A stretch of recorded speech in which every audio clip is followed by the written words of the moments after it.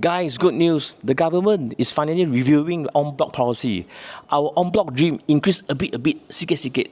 Hi guys, I'm Dennis from Home Seller. We help condo owners sell condo for 4,999 and HDB for 1,999. This article reads, the path to the collective sale of a property may soon get easier. It just reminds me, 前途是光明的，道路是坎坷的. So just started to review lah, not confirmed yet, but our chance of tio bay bill is really increased sikit. Why got tio bay bill? Means strike lottery because a lot of en bloc, I got a lot of en bloc clients, right? Say, wow, en bloc is like tio bay bill, strike lottery. Finally, they're reviewing this policy. Why? Because just to give you some stats, right? Only 4 deals done in 2024. And there's only about 7 deals done in 2023, that means en bloc deals. As compared to the peak in 2018, right, there are 39 deals done in 2018, which is a boom year for en bloc. The en bloc has been quite muted in the past few years. For HDB, the government announced that there's no more SERS, Selective En bloc Redevelopment Scheme. That means no more SERS but VERS. So that means en bloc for HDB is already. For private, right, there's 2 major roadblocks. One is a high ABST for developers. This number 1 roadblock, right, is because regardless whether you have 1,000 units or 100 units, for the developers, right, they have only 5 years to sell. From the day they win the land to building and then to sell the whole thing, right, they only got 5 years.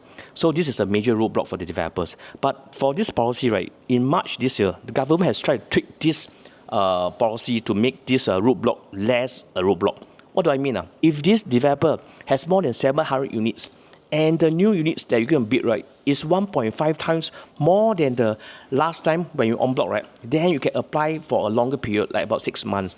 So now they're trying to tackle the other major roadblock, which is the number of votes needed. So currently, if your condo is less than 10 years old, you need 90% vote to go through. For those that's above 10 years old, then you need about 80%. Now they're looking at whether can they reduce these votings to 70% for older condos. How, don't know, they're still discussing. So this will remove the second roadblock. For those who follow my videos, right, you also know that I'm an en bloc fan. I believe that most condos in Singapore will go through en bloc because versus returning to the government free of charge and getting a developer to buy over your land and redevelop by topping up the deals, right, the latter sounds more attractive. If you read these articles, right, it says the government support the optimal use of land resources. This includes the collective sale regime under the Land Titles Strata Act. That means, right, they want us to have an urban renewal because older condos, right, they might not be so present on the facade and also need more maintenance. So generally, right, the government encourages en bloc if it helps to make the whole Singapore looks better.